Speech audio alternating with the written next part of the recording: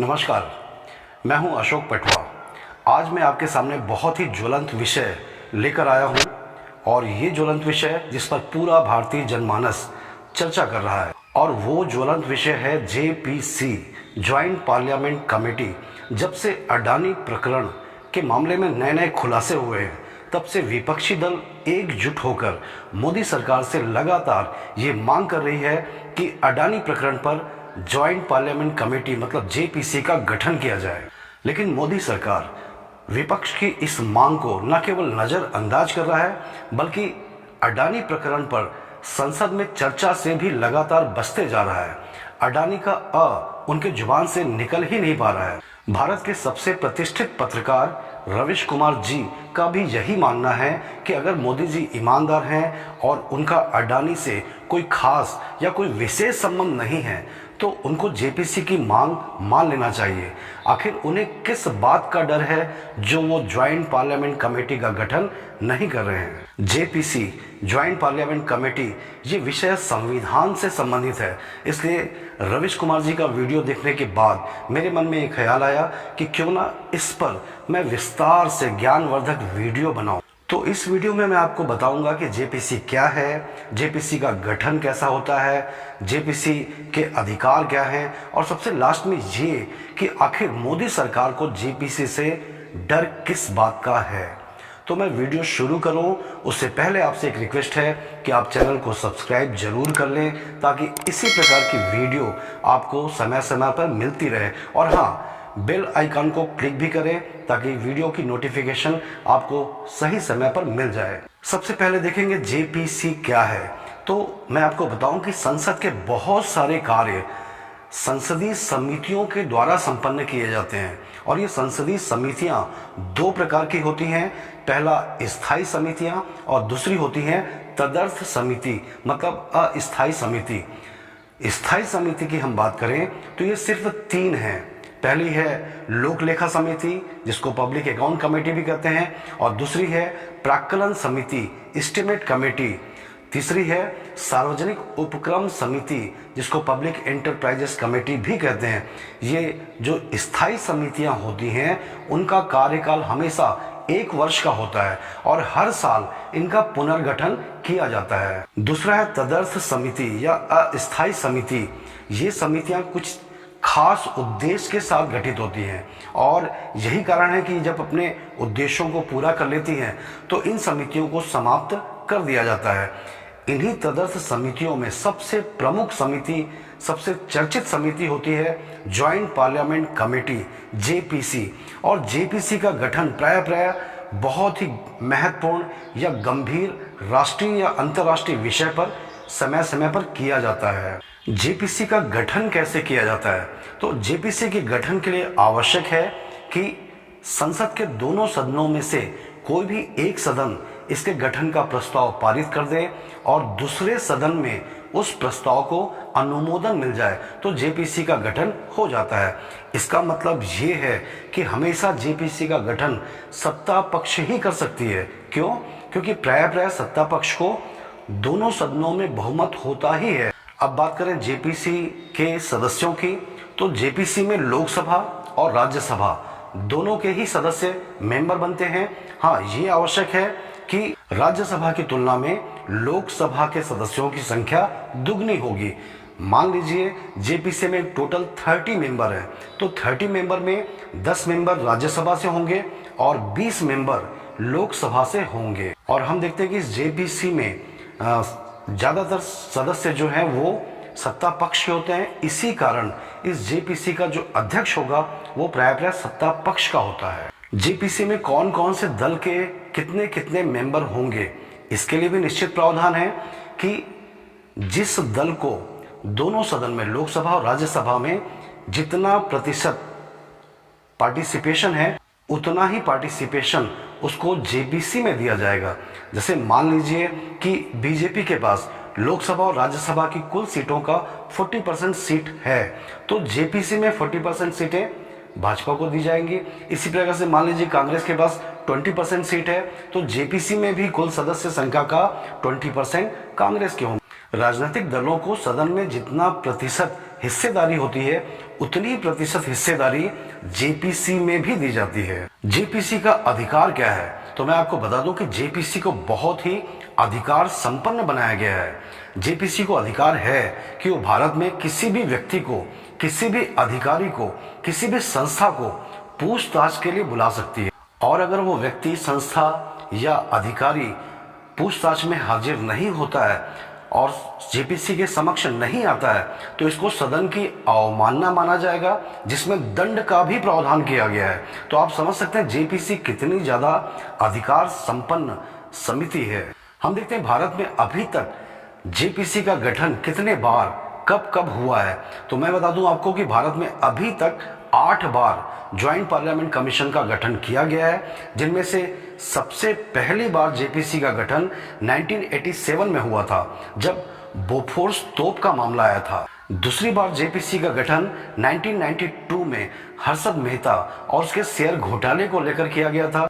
तीसरी बार जेपीसी का गठन 2001 में किया गया, ये भी शेयर मार्केट से संबंधित था और केतन पारीख नाम के ब्रोकर के द्वारा शेयरों को मैनिपुलेट करके उनका रेट बढ़ाने का मामला आया था। और चौथी बार 2003 में जेपीसी का गठन किया गया सॉफ्ट ड्रिंक में कीटनाशकों के मिलावट की शिकायत को देखते हुए। और पांचवी बार जेपीसी का गठन किया गया 2012 में, जब 2G स्पेक्ट्रम के घोटाले की रिपोर्ट आई थी। छठवीं बार जेपीसी का गठन अगस्ता वेस्टलैंड वीवीआईपी हेलीकॉप्टर के सौदों को लेकर गठित किया गया था। और 2015 में भूमि अधिग्रहण कानून को लेकर ज्वाइंट पार्लियामेंट कमेटी का गठन किया गया। और आठवीं और अंतिम बार जेपीसी का गठन 2016 में एनआरसी के मामले पर किया गया था। तो इस तरह हम देखते हैं कि स्वतंत्र भारत में आज तक 8 बार ज्वाइंट पार्लियामेंट कमेटी का गठन किया जा चुका है। अब हम देखेंगे कि आखिर मोदी सरकार इस विषय पर क्यों बचना चाह रही है, क्यों वो अडानी प्रकरण पर ज्वाइंट पार्लियामेंट कमेटी के गठन से पीछे भाग रही है। पूरा का पूरा विपक्ष, सारे के सारे 16 विपक्षी पार्टियां एकजुट होकर मांग कर रहे हैं कि इस विषय पर जेपीसी का गठन हो, लेकिन मोदी जी की जुबान से अडानी का अ भी नहीं निकल रहा है। जबकि देखा जाए तो अभी बजट अधिवेशन में एक भी दिन अडानी प्रकरण पर कोई चर्चा ही नहीं की गई। आखिर क्या वजह है मोदी सरकार अडानी प्रकरण पर ज्वाइंट पार्लियामेंट कमेटी से भाग रही है, बच रही है, डर रही है? इसके पीछे सबसे प्रमुख वजह है हिंडनबर्ग रिपोर्ट। जब 3 महीने पहले ये हिंडनबर्ग रिपोर्ट आई थी, तो मोदी सरकार ने इस हिंडनबर्ग को शॉर्ट सेलर करके बिल्कुल इग्नोर कर दिया। उधर दूसरी ओर अडानी ने भी हिंडनबर्ग के सवालों का थोड़ा बुरा जवाब देकर टाल मटोल कर दिया, और भारत की मीडिया ने भी यही रवैया अपनाया कि हिंडनबर्ग रिपोर्ट को बिल्कुल तवज्जो दिया ही नहीं। लेकिन आज जब 2-3 महीने रिपोर्ट को आए हो चुके हैं, तो ये देखा जा रहा है कि हिंडनबर्ग की रिपोर्ट सत्य साबित हो रही है। हिंडनबर्ग ने अपनी रिपोर्ट में कहा था कि अडानी ग्रुप के शेयर 85% ओवररेटेड हैं, और आज हम देख रहे हैं क्या 3 महीने बाद कि अडानी ग्रुप के अधिकांश शेयर 70% नीचे हो चुके हैं, गिर चुके हैं। तो क्या इसका ये मतलब समझा जाए कि स्टॉक मार्केट और भारतीय जनमानस हिंडनबर्ग रिपोर्ट पर ज्यादा भरोसा करती है? हिंडनबर्ग के द्वारा लगाए गए आरोपों को देखें तो पहला आरोप तो ये था कि अडानी ग्रुप के शेयरों को ऊंचा करने के लिए उनको मैनिपुलेट किया गया है। मतलब यहाँ वहाँ से खरीदारी करा के अडानी ग्रुप के शेयरों को आर्टिफिशियल तरीके से ऊपर किया गया, बढ़ाया गया है। यही मैटर तो केतन पारीख के द्वारा भी किया गया था, तब जेपीसी का गठन किया गया। और उसके पहले देखें तो हर्षद मेहता ने भी इसी तरह से स्टॉक मार्केट में मैनिपुलेट कर करके शेयरों का मूल्य बढ़ाया था, उस समय भी जेपीसी का गठन किया गया था। तो इस बार इस विषय पर आखिर जेपीसी का गठन क्यों नहीं किया जा रहा है? शेयर मार्केट में मैनिपुलेट करके शेयर का मूल्य बढ़ाना कोई बड़ी बात नहीं है, आए दिन होते रहता है।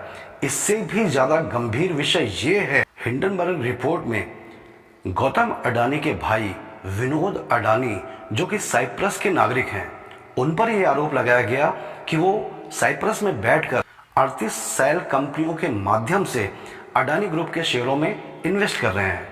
ये शेल कंपनियां क्या होती हैं? शेल कंपनियां ऐसी फर्जी कंपनी होती हैं जो व्यापार तो नहीं करती, सिर्फ करोड़ों के व्यापार को कागज में दिखाती हैं और ये प्राय टैक्स हेवन कंट्री में 2-2.5 लाख रुपए में मिल जाती हैं। ये टैक्स हेवन कंट्री का मतलब है कि ऐसे देश जहां पर आप ब्लैक मनी ले जाते हैं तो आपसे ब्लैक मनी का कोई हिसाब किताब नहीं पूछा जाता। जैसे स्विट्जरलैंड पहले था, अब पनामा हो गया है, साइप्रस हो गया है, मॉरिशस हो गया है। पनामा पेपर कांड आपने सुना ही होगा, और पनामा पेपर कांड भी बिल्कुल इसी प्रकार का मामला है कि भारत से काला धन ले आकर पनामा के शेल कंपनियों के माध्यम से उसको ब्लैक से व्हाइट किया गया। तो हिंडनबर्ग रिपोर्ट में ये बहुत बड़ा आरोप है विनोद अडानी के ऊपर कि उन्होंने अपनी शेल कंपनियों के माध्यम से हजारों करोड़ रुपए अडानी ग्रुप में इन्वेस्ट किए हैं। उनकी 38 शेल कंपनियां इन्वेस्टमेंट कंपनियों में प्रमुख है इलारा कंपनी, जिसने 24,700 करोड़ रुपया अडानी ग्रुप के शेयरों में इन्वेस्ट किया है। दूसरी है मोंटे रोसा, जो कि अडानी ग्रुप में 37,000 करोड़ रुपया इन्वेस्ट की है।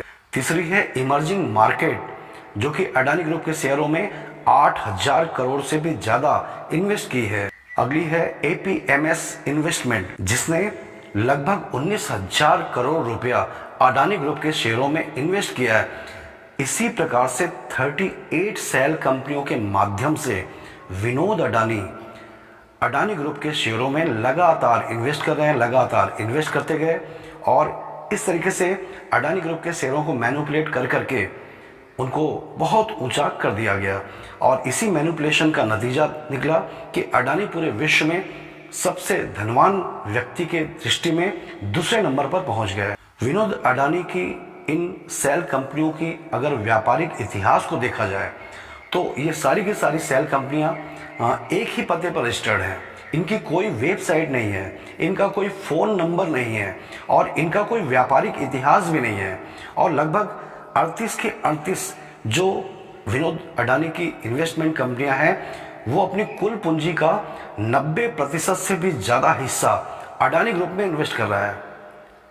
तो साफ साफ नजर आ रहा है कि दाल में कुछ काला है। तो हिंडनबर्ग की ये रिपोर्ट बहुत ज़्यादा गंभीर आरोप लगाती है और यही सबसे ज़्यादा सेंसिटिव मैटर है भारत के लिए। क्यों? क्योंकि ये सेल कंपनियां, विनोद अडानी की जो सेल कंपनियां हैं, उन पर ये आरोप लगाया जा रहा है कि उनके पास जो पैसा आ रहा है वो भारत का ही काला धन है और भारत का काला धन विनोद अडानी के पास, और विनोद अडानी उन पैसों को अडानी ग्रुप के शेयर में डालकर उसको व्हाइट कर दे रहे हैं। आपको मैं आसान शब्दों में समझाऊं कि ये कैसे ब्लैक से व्हाइट होता है। तो जैसे भारत में कोई उद्योगपति है, अब मान लीजिए उसको इस साल 100 रुपए का फायदा हुआ, तो वो क्या करता है, अपने 100 रुपए के फायदे को शो नहीं करता बल्कि सिर्फ 50 रुपीज शो करता और बाकी 50 रुपीज को वो शो नहीं करता और उसको भेज देता है विदेशों में हवाला के माध्यम से। अन्य बहुत सारे माध्यम हैं विदेश भेजने के, वहाँ भेज दिए और वहाँ पे सेल कंपनियां खरीदी गई और एक इन्वेस्टमेंट कंपनी बना ली गई और इन्वेस्टमेंट कंपनी के माध्यम से उस उद्योगपति के द्वारा अपने ही शेयर में, अपने ही कंपनी के शेयरों में उसको उस 50 रुपए को इन्वेस्ट करा लिया गया। तो आप अंदाजा लगाइए कि हजारों करोड़ रुपए भारत से विदेश गए और विदेश से व्हाइट होकर भारत आ गए। 2014 के पहले के चुनाव के समय में आपने देखा होगा कि बाबा रामदेव इसी प्रकार का आरोप लगाते रहे कि कैसे भारत से काला धन बाहर जाता है और व्हाइट होकर भारत फिर आ जाता है, और स्पेशली उन्होंने मॉरिशस और सिंगापुर का नाम लिया था। अब अगर हिंडनबर्ग की रिपोर्ट में इस हिस्से को अगर हम सच मान लेते हैं, अब सच है कि नहीं है ये तो जांच के बाद ही पता चलेगा, लेकिन कुछ पल के लिए अगर हम सच मान लेते हैं कि ये भारतीय काला धन है जो साइप्रस जा रहा है, मॉरिशस जा रहा है और वहाँ से इन्वेस्ट होकर भारत आकर फिर से व्हाइट, कुछ पल के लिए हम सच मान लें तो दूसरा सच ऑटोमेटिक उपस्थित हो जाएगा। वो क्या कि इतने सारे काले धन भारत से विदेश जा रहे हैं, तो इसका मतलब है कि इस प्रकार का काम करने वाले लोग भारतीय चुनाव में फंडिंग करते होंगे और निश्चित है कि चुनाव जीतने के लिए किसी पार्टी विशेष को बहुत बड़ी मात्रा में चंदा भी देते होंगे। क्यों? क्योंकि इतनी बड़ी मात्रा में कालाधन अगर विदेश जा रहा है तो बिना सरकार के जानकारी के ऐसा हो पाए, संभव नहीं है। कहने का मतलब ये है कि हिंडनबर्ग की रिपोर्ट ये कहती है कि इसमें सरकार की भी हिस्सेदारी है और ये आरोप बहुत गंभीर है। निश्चित ही जांच का विषय है कि भारत से इतने बड़े पैमाने पे कालाधन विदेश कैसे जा रहा है। तो आपको क्या लगता है, क्या अगर ऐसा हो रहा है तो क्या इसकी जांच नहीं होनी चाहिए? क्या ज्वाइंट पार्लियामेंट कमेटी का गठन नहीं होना चाहिए? दूसरी रिपोर्ट जिसने मोदी सरकार को परेशान किया है वो रिपोर्ट है इंडियन एक्सप्रेस की।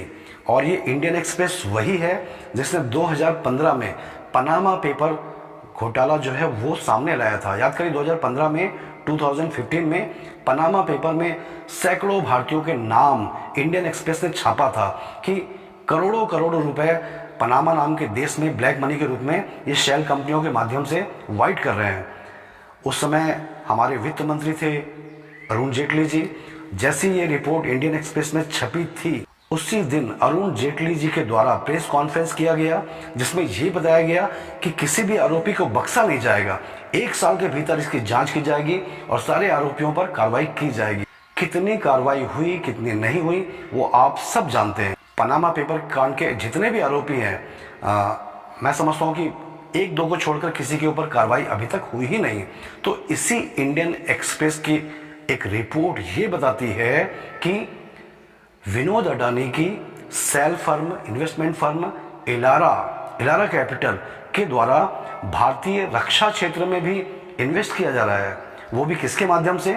अडानी ग्रुप के माध्यम से। अडानी ग्रुप की डिफेंस फर्म है अल्फा डिजाइन और इस अल्फा डिजाइन में इलारा कैपिटल की भी हिस्सेदारी है। कहने का मतलब इलारा कैपिटल को ऑनर मतलब सह मालिक है इस अल्फा डिजाइन फर्म की। और इस अल्फा डिजाइन को भारत में डीआरडीओ में, इसरो में बहुत बड़े बड़े ठेके मिल चुके हैं। कहने का मतलब ये सेल कंपनियां, ये ब्लैक का वाइट करने वाली कंपनियां भारत में रक्षा क्षेत्र में भी कितने अंदर तक घुस गई हैं, ये बात जाहिर करता है ये इंडियन एक्सप्रेस की ये रिपोर्ट। तो जो कि बहुत ही चिंतनीय है। वाकई इस विषय पे जांच तो होनी चाहिए। और वैसे मैं आपको बता दूं कि ये मामला अंतर्राष्ट्रीय स्तर का है, इसलिए इसकी जांच सेबी नहीं कर सकती या कोई भी ऐसी एजेंसी जो है वो नहीं कर सकती, बल्कि इसकी जांच अगर कोई कर सकता है तो वो सिर्फ जेपीसी कर सकती है, जो कि किसी भी संस्था को अपने पास पूछताछ करने के लिए बुलाने का अधिकार रखती है। और तीसरी रिपोर्ट जो कि मोदी सरकार को बहुत ज़्यादा चिंतित करने वाली रिपोर्ट थी, वो रिपोर्ट थी फाइनेंशियल टाइम्स की। ये फाइनेंशियल टाइम्स की रिपोर्ट ये बताती है कि पिछले 5 वर्षों में मतलब 2017 से लेकर 2022 के बीच में विदेशों से भारतीय शेयर बाजार में जितना भी इन्वेस्ट हुआ है उसका लगभग आधा, लगभग 50% हिस्सा अडानी ग्रुप के शेयरों में हुआ है। और ये इन्वेस्टमेंट अधिकांशतः शेल कंपनियों के माध्यम से हुआ है। और तो और ये जितनी भी शेल कंपनियां हैं वो उनमें से अधिकांशतः विनोद अडानी ग्रुप की कंपनियों से हुआ है। और इन्हीं इन्वेस्टमेंट का नतीजा ये निकला था कि कुछ समय के लिए अडानी पूरे विश्व में दूसरे नंबर के धनवान व्यक्ति बन गए। अगर ये हिंडनबर्ग की रिपोर्ट बीच में नहीं आई होती तो दूसरे नंबर से पहले नंबर पर पहुंचना भी ज़्यादा मुश्किल काम नहीं था गौतम अडानी जी के लिए। इन तीनों रिपोर्ट ने अडानी ग्रुप का पूरा पर्दाफाश कर दिया और भारत के जो विपक्षी दल हैं उनको भी एक अच्छा खासा औजार दे दिया। और यही कारण है कि 16-17 जितने भी विपक्षी पार्टियां हैं वो एकजुट होकर मोदी सरकार से सिर्फ एक ही मांग कर रही हैं कि अडानी प्रकरण पर ज्वाइंट पार्लियामेंट कमेटी का गठन किया जाए। दूसरी ओर मोदी सरकार अडानी प्रकरण पर चर्चा करना ही नहीं चाहती। तो ये साफ स्पष्ट दिखाई दे रहा है विपक्षी दलों को कि अडानी प्रकरण मोदी जी की बहुत ही दुखती नस है। कई विपक्षी पार्टियां तो मोदी जी पर डायरेक्ट आरोप लगा रही हैं कि ये पैसा अडानी का नहीं है बल्कि ये पैसा इनडायरेक्ट मोदी जी का है। वो अपने तर्क में बहुत सारे बताते हैं कि भारत में ईडी और सीबीआई जिस ग्रुप के ऊपर छापा पड़ता है उस ग्रुप को अडानी ग्रुप आगे चल के खरीद लेता है। तो क्या सच्चाई है, कितना झूठ है, ये तो निश्चित है कि जांच के बाद ही ये सारी बातें स्पष्ट होंगी। और जांच भी सेबी या इस प्रकार की संस्था के बस की बात नहीं है। जांच अच्छी तरह से करने के लिए आवश्यक है कि ज्वाइंट पार्लियामेंट कमेटी का ही गठन किया जाए, क्योंकि जेपीसी के जांच के बाद ही यह स्पष्ट हो पाएगा कि मोदी सरकार के आने के पहले पूरे विश्व में 609 नंबर के धनवान व्यक्ति आखिर 8-9 साल में विश्व के दूसरे नंबर के धनवान व्यक्ति कैसे बन गए। सही रास्ते से बने या गलत रास्ते से बने, ये तो जांच होने के बाद ही पता चलेगा ना। ये तो जांच के बाद ही पता चलेगा कि 40,000 करोड़ के स्वामित्व वाला अडानी ग्रुप आखिर इन 8-9 सालों में 12 लाख करोड़ का स्वामी कैसे बन गया। ये सारे विषय ऐसे हैं कि जेपीसी की जांच के बाद ही ये सब स्पष्ट हो पाएगा। अगर जांच इस सरकार में नहीं होती है तो जो अगली सरकार आएगी वो जांच करेगी। कहने का मतलब जांच तो होगी। अडानी प्रकरण की सच्चाई जनता के सामने तो आएगी ही, भले आ जाए चाहे देरी से कल आए, लेकिन आएगी जरूर। आपको क्या लगता है, क्या अडानी प्रकरण पर ज्वाइंट पार्लियामेंट कमेटी का गठन किया जाना चाहिए या फिर सेबी के द्वारा या अन्य संस्थाओं के माध्यम से? आप कमेंट बॉक्स में कमेंट करके जरूर बताइएगा। और हाँ, ये वीडियो पसंद आया हो तो वीडियो को लाइक करिएगा, चैनल को सब्सक्राइब भी जरूर करिएगा। आप सभी ने समय दिया, इसके लिए धन्यवाद।